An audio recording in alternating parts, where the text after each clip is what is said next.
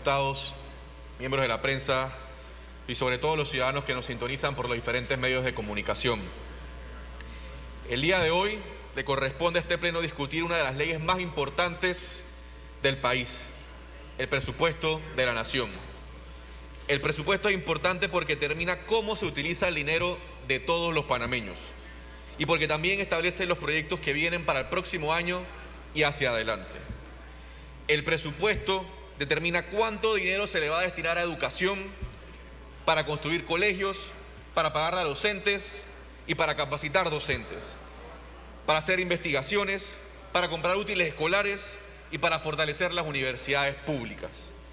El presupuesto determina cuánto dinero va para salud, para pagarle a los médicos, para comprar posibles vacunas del COVID-19 y para tratamientos y equipos en los hospitales.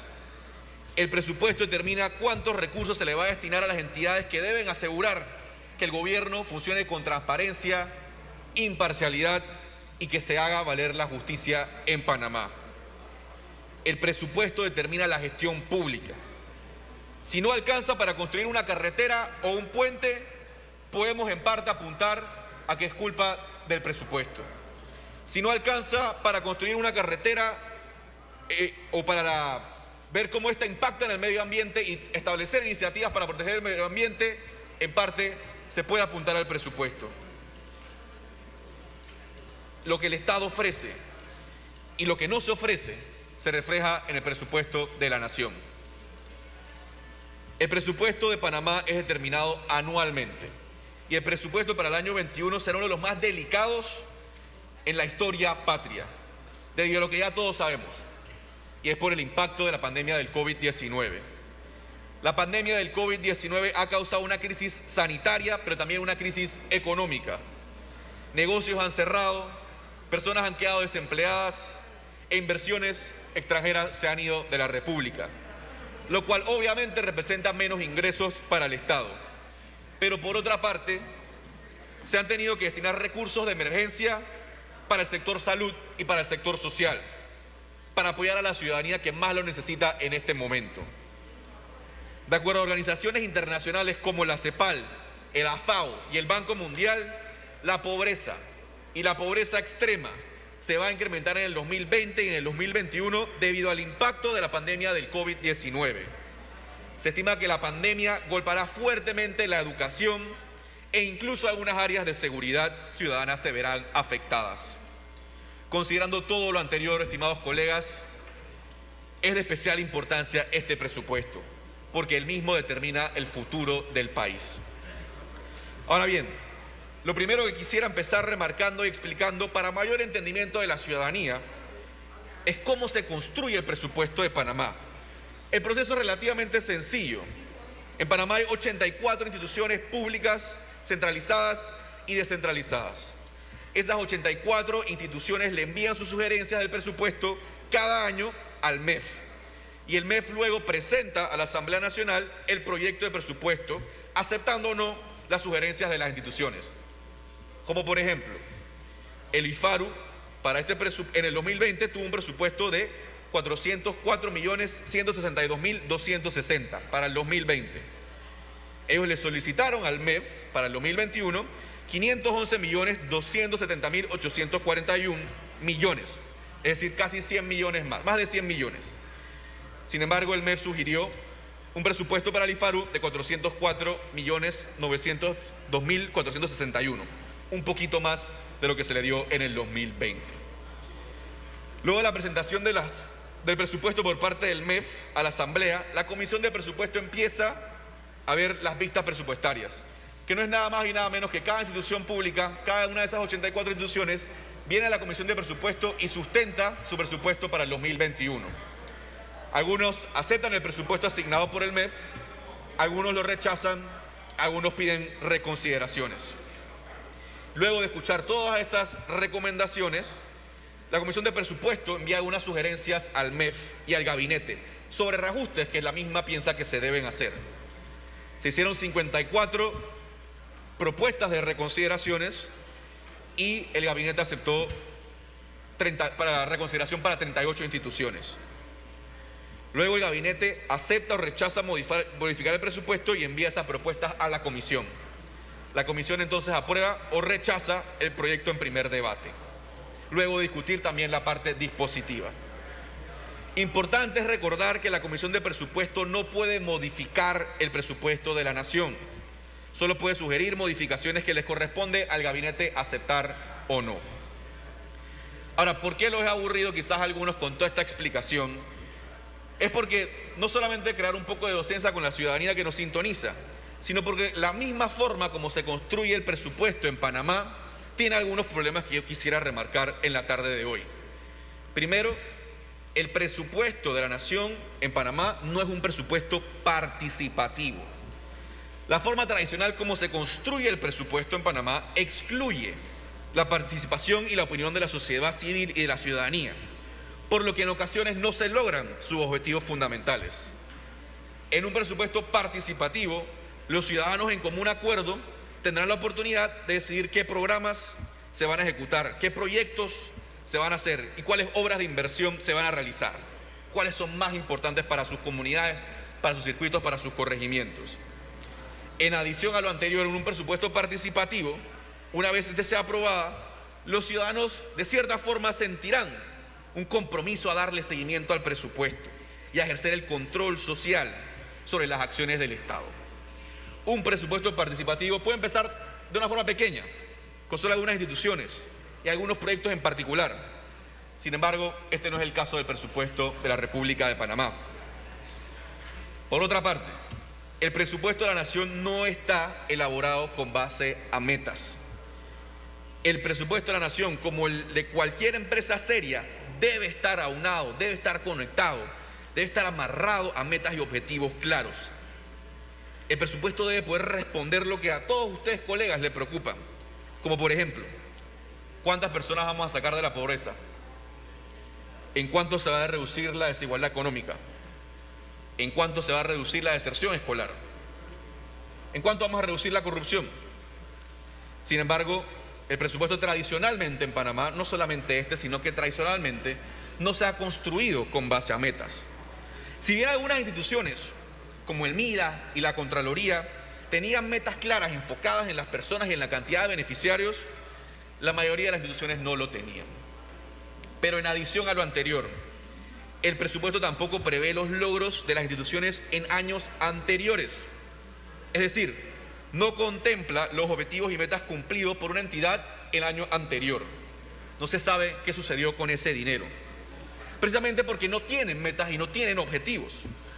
Le podemos entonces estar dando cientos o miles de millones de dólares a instituciones que han hecho poco o nada con el presupuesto que se les dio el año anterior.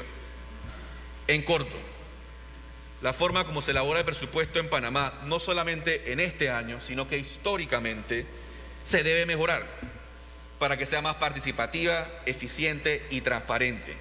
Se debe incluir a la ciudadanía y fijar metas y ver que las metas de los años anteriores se han cumplido, si no en gran parte se está improvisando. Ahora bien, pasando a la parte de la elaboración, vayamos a lo siguiente, que es la parte financiera. El presupuesto se divide en dos partes, la parte financiera y la parte dispositiva.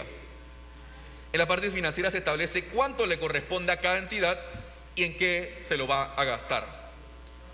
Lo primero es considerar que el presupuesto del año 2021 es el más alto en la historia patria. El presupuesto para 2021 asciende a 24.692.392,971. Algunos importantes datos de este presupuesto.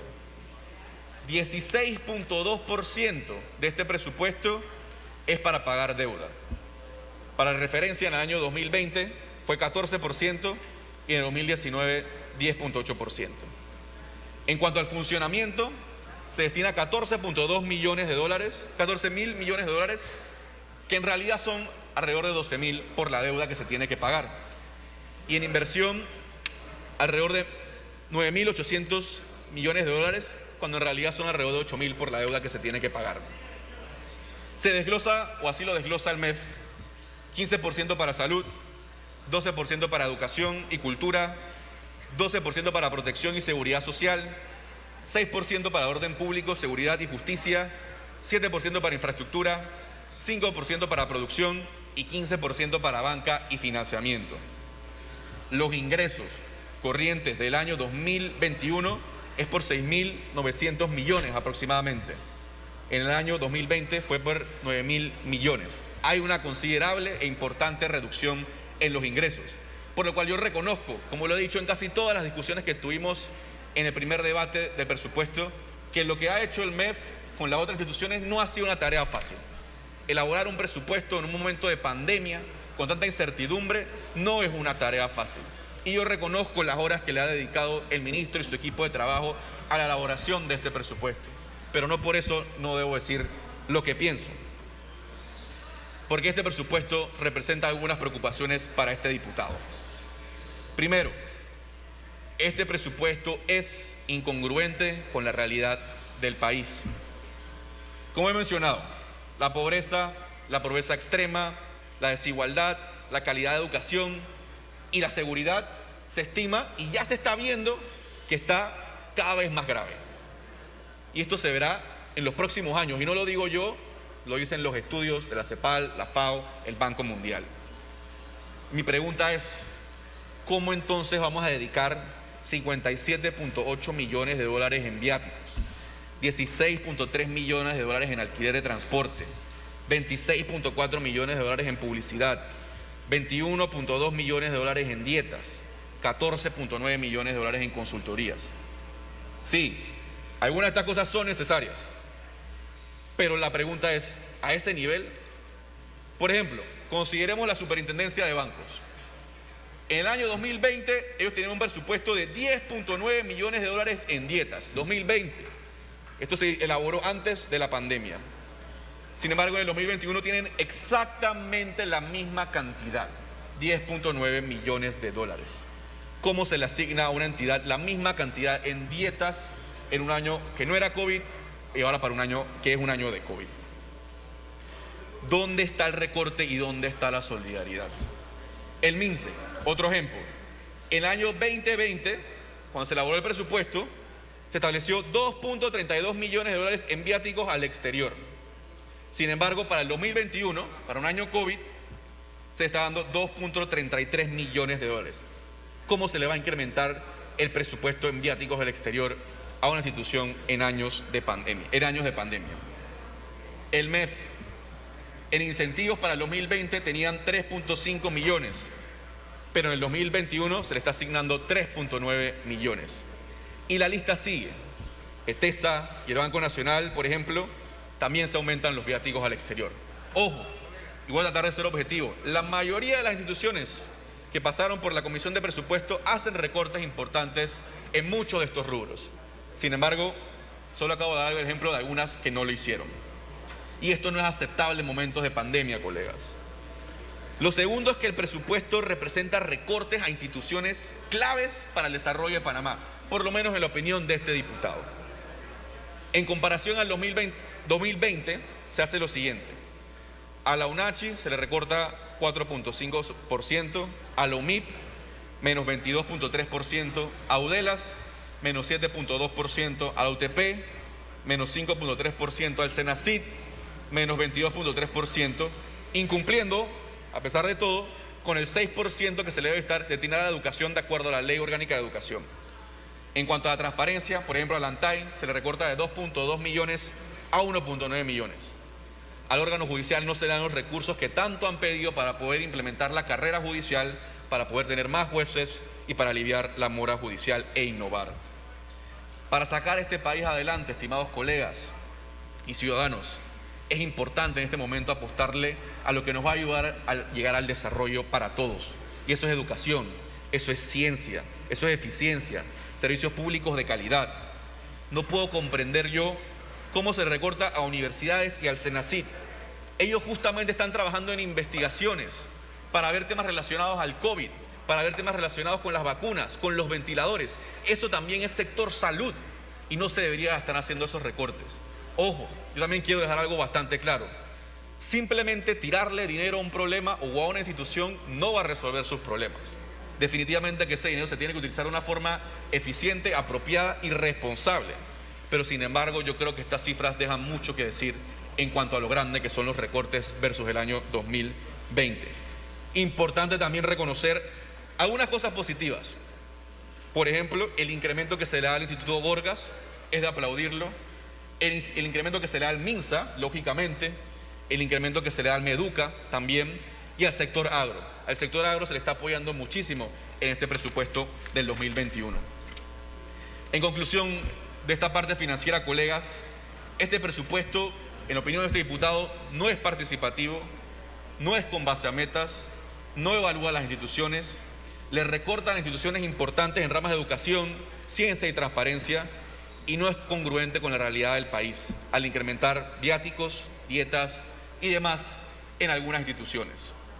Esa es la parte financiera del presupuesto de la Nación.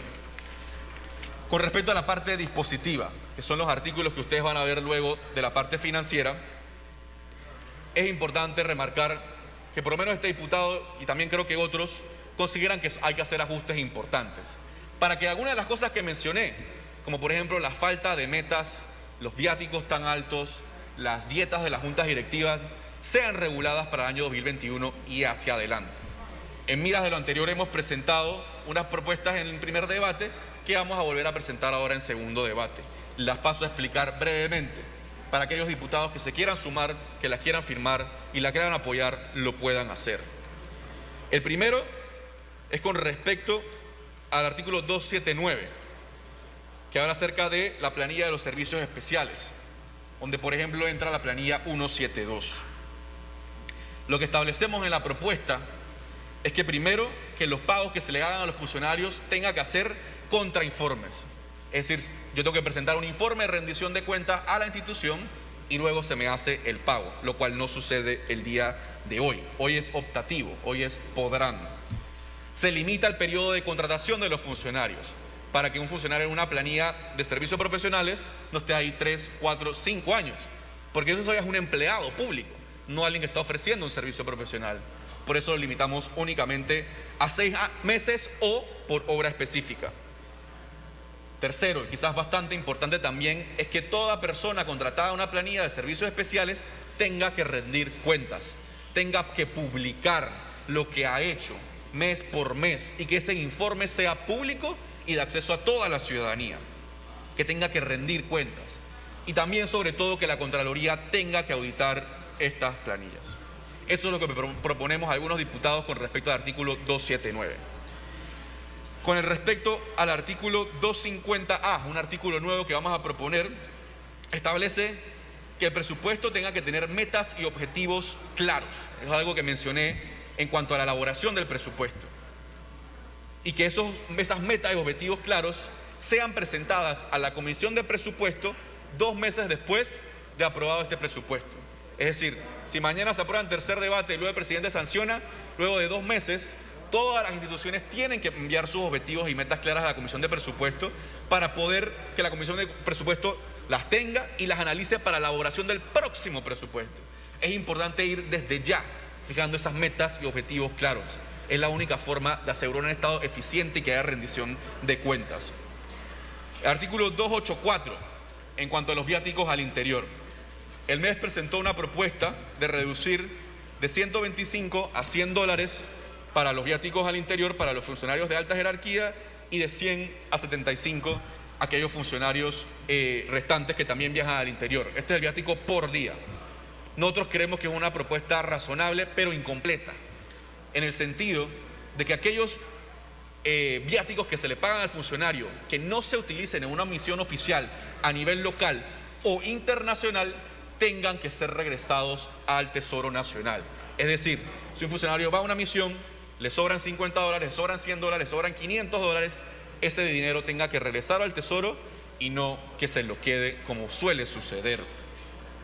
Por otra parte, en el artículo 286, y considerando el momento que está viviendo la República y que todos tenemos que dar un ejemplo, proponemos eliminar los viajes en clase ejecutiva y que todos los viajes tengan que ser en clase turista. Si una persona, un funcionario quiere viajar en clase ejecutiva, tenga que pagar de su propio pecunio la diferencia. Artículo 298. Proponemos que si una persona está en una junta directiva, en varias juntas directivas, solamente se le pague por una sola junta directiva. La que más ingresos reciba, está bien, pero si estás en 5 juntas directivas, 10 juntas directivas, no te pueden pagar por estar en las 10. Solamente te deben pagar por una, la que más ingresos te dé, pero solamente por una. Por otra parte, ampliamos la información que tiene que suministrar el MEF a la Comisión de Presupuesto sobre los diferentes proyectos sociales y subsidios que se dan. En fin, son alrededor de 9 propuestas que buscan transparentar el presupuesto de la nación, que sea más eficiente y la austeridad sobre todo. Vivimos en un año de pandemia, un año en donde hay personas que han perdido su empleo, empresas que han cerrado, personas que no tienen que comer, y no se justifica, en opinión de este diputado, que en ese año un diputado, un ministro, un director de una entidad esté viajando en primera clase. No se justifica. Cuando esos pasajes sabemos que cuestan miles de dólares, y con esos miles de dólares, ¿a cuántas familias de mi circuito o de sus circuitos se pueden alimentar? No se justifica que en un año de pandemia una persona esté en varias juntas directivas y esté recibiendo ingresos por cada una de esas juntas directivas, cuando sabemos que un pago de una junta directiva puede ayudar 250, 300 dólares a una familia que no tiene los recursos para poder comprar su comida por una quincena entera. Es por todo lo anterior, estimados colegas, que este diputado considera que este presupuesto, y lo digo con todo el respeto y admiración al equipo del MEF, que sé que lo trabajó durísimo, y a todas las instituciones también, que este presupuesto debe ser rechazado. Todavía hay tiempo prudente, todavía está todo noviembre y diciembre, en donde se puede elaborar un nuevo presupuesto de la República, en donde se haga realmente un recorte en cuanto a los viáticos, las dietas, las planillas, los uniformes, las bebidas, y que se establezcan metas, sobre todo, para alcanzar lo que todos al final quieren, que es servicios públicos de excelencia para la República de Panamá. Presidente, yo con eso voy concluyendo mi intervención, me anoto a segunda vuelta, no sin antes decirle a todos los colegas que consideren muy bien este presupuesto. Este es un presupuesto y un año importantísimo para la República de Panamá. Como mencioné, se prevé incremento de pobreza extrema, se ve incremento en deserción escolar, en inseguridad, y es importante realmente que los recursos lleguen a los que más lo necesitan. Gracias, presidente.